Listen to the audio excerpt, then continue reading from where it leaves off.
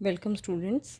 आज हम पढ़ने जा रहे हैं मार्केंशिया का वेजिटेटिव रिप्रोडक्शन के बारे में कि किस प्रकार से रिप्रोडक्शन मार्केंशिया में हो सकता है। तो दो प्रकार हैं जिनके द्वारा मार्केंशिया में रिप्रोडक्शन होता है। एक होता है वेजिटेटिव रिप्रोडक्शन और दूसरा होता है सेक्सुअल रिप्रोडक्शन। तो इस पर्टिकुलर वीडियो में हम जो भी तरीके हैं वेजिटेटिव रिप्रोडक्शन के उनके बारे में बात करेंगे।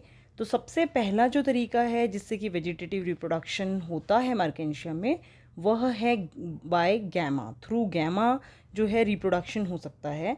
तो सबसे पहले गैमा क्या है, जैसा कि मैंने आपको जब मॉर्फोलॉजी हम पढ़ रहे थे तब भी बताया था कि गैमा कप एक स्ट्रक्चर होता है जो कि कप शेप्ड स्ट्रक्चर है और डॉर्सल सरफेस पे ये लगा हुआ होता है। ये जो कप है वो क्रिसेंट शेप्ड का होता है, 3 mm करीब इसका डायमीटर होता है और जो इसकी कॉर्नर्स हैं या मार्जिन जो हैं वो स्मूथ भी हो सकते हैं और स्पाइनी भी हो सकते हैं। और ये जो गैमा कप है इनमें गैमा जो है वो लगे हुए होते हैं। और अगर हम टीएस काटते हैं इसका या वर्टिकल सेक्शन काटते हैं हम थ्रू गैमा, अगर कोई सेक्शन काट रहे हैं तो आप देख सकते हो कि उसमें आपको आपको थैलस के अंदर दो जोन्स दिखाई देती थी, एक फोटोसिंथेटिक और inner zone, inner storage zone. वो जोन्स उसमें भी आपको दिखाई देती हैं। और बीच में जो कप की कैविटी है, कप शेप जो स्ट्रक्चर है जिसमें एक कैविटी है, उसमें आप देखेंगे कि मैच्योर गैमा जो हैं वो अटैच रहते हैं उस गैमा कप में through a single cell stalk. की एक स्टॉक होता है जिसके द्वारा गैमा अटैच्ड होता है। जैसे कि अगर आप ये चित्र देखते हैं तो इस प्रकार से आपको ये थैलस है और इसके ऊपर ये गैमा कप लगा हुआ है जिसमें कि आप देख रहे हैं इसके मार्जिन्स जो हैं वो फ्रिंज्ड हैं, फ्रिंज्ड मार्जिन इसमें आपको दिखाई देता है। अब अगर हम इसका सेक्शन काटते हैं तो ये वाला चित्र आप देख रहे हैं जिसमें कि आप देखिए फोटोसिंथेटिक रीजन आपको यहाँ दिखाई दे रहा है, ये थैलस का स्टोरेज रीजन भी आपको दिखाई दे रहा है और ये एक गैमा कप वाली कैविटी है जिसमें कि ये पर्टिकुलरली आपको ये ब्राउनिश जो कलर के दिख रहे हैं ये गैमा दिख रहे हैं।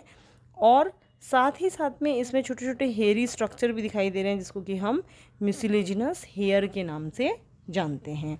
और अगर हम पर्टिकुलर एक गैमा की बात करते हैं तो ये एक गैमा है जिसमें कि एक 1 सेल्ड स्टॉक देख रहे हो आप बिल्कुल नीचे। और ये इस तरीके का स्ट्रक्चर होता है गैमा का जिसमें दोनों तरफ में 2 नॉच प्रेजेंट होती हैं और जो सेल्स होते हैं उनमें क्लोरोप्लास्ट होता है। इसके अलावा कुछ जो सेल्स होते हैं वो एज राइजोइडल इनिशियल एक्ट करते हैं या राइजोइडल सेल उन्हें कहा जाता है। और कुछ सेल्स जो हैं उनमें ऑयल डिपॉजिटेड होता है तो ऑयल सेल्स के नाम से भी आप इनको देख सकते हो। तो इस प्रकार का स्ट्रक्चर आपको एक गैमा का दिखाई देता है। तो एक बार हम फिर इसको देखते हैं कि ये जो गैमा कप की जो कैविटी है इसके अंदर गैमा के साथ साथ इंटरमिंगल्ड होते हैं म्यूसिलेजिनस हेयर्स लगे हुए होते हैं। और अगर हर एक गैमा की बात करते हैं, ये एक गैमा है तो ये एक ऑटोट्रॉफिक अपने आप में ऑटोट्रॉफिक है क्योंकि ये क्लोरोप्लास्ट इसके सेल्स में पाया जाता है। मल्टी सेलुलर होता है, ये बाइलेटरली सिमेट्रिकल होता है और बीच में सेंटर में ये थिक होता है, जबकि एपेक्स पार्ट जो होता है वो इसका थोड़ा थिन होता है। पैरेनकाइमेटस सेल का बना हुआ है, कुछ सेल्स ऑयल सेल्स होते हैं, कुछ राइजोइडल सेल्स भी इसमें प्रेजेंट होते हैं और दोनों साइड में 2 नॉचेस प्रेजेंट होती हैं जो कि ग्रोइंग पॉइंट होता है एक गैमा के लिए।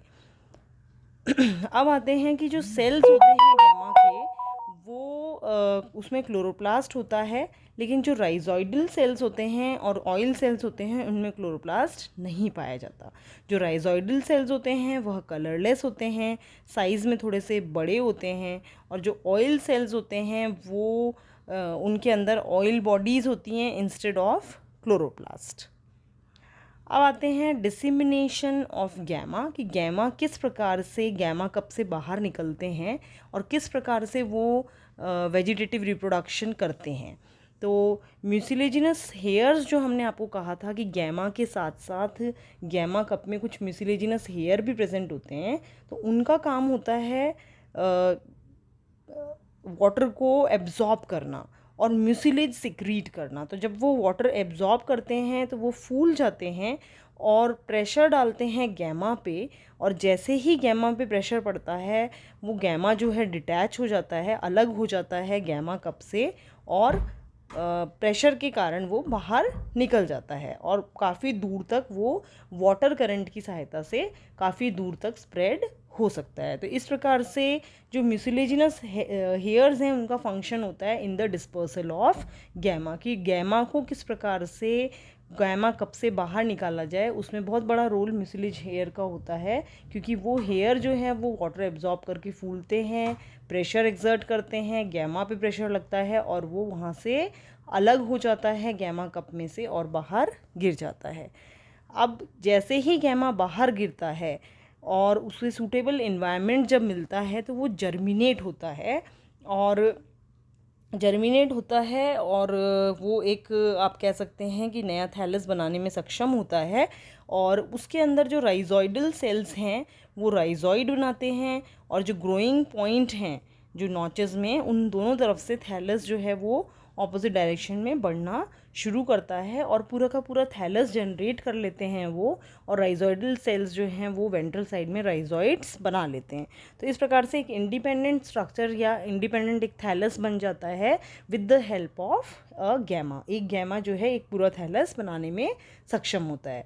अब अगर हम ये देखते हैं कि गैमा कैसे बना, कैसे डेवलप हुआ गैमा, तो उसकी अगर हम बात करते हैं तो सबसे पहले एक सिंगल सुपरफिशियल सेल जो है उसी से पूरा का पूरा गैमा डेवलप होता है। तो जो गैमा कप है उसमें एक जो सेल है वो इनिशिएट होता है गैमा इनिशियल की तरह और डिवाइड होता है वो ट्रांसवर्स डिवीजन के द्वारा।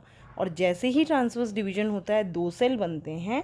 लोअर सेल जो है वो स्टॉक सेल बनाता है और जो अपर सेल होता है वो अपर सेल जो है एक पूरा का पूरा गैमा बनाने में सक्षम होता है। तो लोअर सेल सिर्फ सिंगल सेल स्टॉक के रूप में आएगा और जो अपर सेल है उसमें फर्दर डिवीजन होगा, ट्रांसवर्स डिवीजन होगा, उससे दो सेल बनेंगे। जैसे कि आप ये देख सकते हैं चित्र में, ये ट्रांसवर्स डिवीजन दिखा रखा है, एक अपर सेल बन गया, एक लोअर सेल बन गया। अब लोअर सेल जो है वो तो स्टॉक बनाने में सक्षम होता है, लेकिन जो अपर सेल है वो ट्रांसवर्स डिवीजन करता है और दो सेल बनाता है। ये देखिए आप, ये अपर सेल था, इससे दो सेल बन गए और फिर उसके बाद both the cell they undergo division और चार सेल बन जाते हैं। दो सेल जो बने थे उससे आगे फर्दर डिवीजन होगा तो चार सेल बन जाएंगे और फिर ये डिवाइड करेंगे बाय वर्टिकल वॉल्स और फिर हॉरिजॉन्टल वॉल्स और प्लेट लाइक स्ट्रक्चर बना लेंगे विद टू मार्जिनल नॉचेस। ये धीरे धीरे वर्टिकल डिवीजन भी देखिए इसमें स्टार्ट हो जाता है और हॉरिजॉन्टल भी, और प्लेट लाइक स्ट्रक्चर इसमें बनना शुरू हो गया और फिर साइड में नॉचेस भी बन जाती हैं। और ये इस प्रकार से पूरा का पूरा गैमा का स्ट्रक्चर एक सुपरफिशियल इनिशियल जो था उसी से डेवलप हो जाता है। अब आते हैं हम, ये तो था फर्स्ट टाइप या फर्स्ट पार्ट वेजिटेटिव रिप्रोडक्शन का, कि एक माध्यम है गैमा जिससे कि वेजिटेटिव रिप्रोडक्शन होता है और पूरा का पूरा थैलस बन जाता है। दूसरा अगर हम पॉइंट देखें तो वो है death and decay of older portions of thallus या फिर फ्रैगमेंटेशन। तो कोई भी अगर थैलस है, जैसे मान लीजिए ये थैलस है, तो जो भी ओल्ड पोर्शन है वो डिसइंटीग्रेट हो जाएगा, गल जाएगा, सड़ जाएगा, टूट जाएगा। तो जैसे जैसे ये टूटता है और जो लोब स्ट्रक्चर है जब उसके ऊपर आता है तो ये लोब्स अलग हो जाती है। जब ये लोब्स अलग हो जाती हैं तो हर एक लोब जो है वो सक्षम होती है कि वो एक नया थैलस जनरेट कर सके। तो एक तरीका यह भी हो गया जिसके कारण कि नया थैलस बन सकता है बाय वेजिटेटिव रिप्रोडक्शन। तीसरा है by adventitious branches. Adventitious branch जो है थैलस के किसी भी पार्ट से जनरेट हो सकती है, या फिर जो वेंट्रल सरफेस होता है थैलस का, या फिर कई बार rarely from the stock and disc of archegoniophore, या कई बार आप देखेंगे जो आर्किगोनियोफोर होता है या एंथ्रीडियोफोर होता है, इसकी ये स्टॉक है एंथ्रीडियोफोर, ये मेल रिसेप्टिकल है और ये आपका यहाँ पर एंथ्रीडियोफोर है।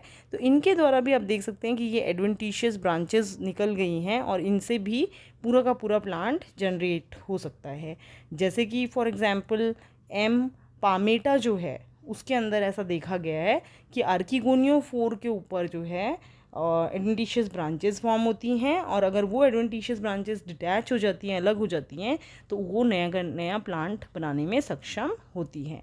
तो इस तरीके से नया थैलस जो है वो फॉर्म हो जाता है, जिसके कि हमने 3 तरीके यहाँ डिस्कस करे। सबसे कॉमन, मोस्ट कॉमन तरीका जो है मार्केंशिया के अंदर, वो है आपका गैमा थ्रू गैमा, या गैमा कप में जो गैमा लगे होते हैं उन गैमा से नया थैलस जनरेट करना। और एक तरीका है फ्रेगमेंटेशन, और तीसरा तरीका है एडवेंटिशियस ब्रांचेस। तो इस प्रकार से वेजिटेटिव रिप्रोडक्शन मार्केंशिया में पॉसिबल होता है। Thank you so much. आप इसको बुक से भी पढ़िए, नहीं समझ में आता आप पूछ लीजिए। और अब नेक्स्ट वीडियो में हम डिस्कस करने वाले हैं इसका सेक्सुअल रिप्रोडक्शन मार्केंशिया का किस प्रकार से होता है।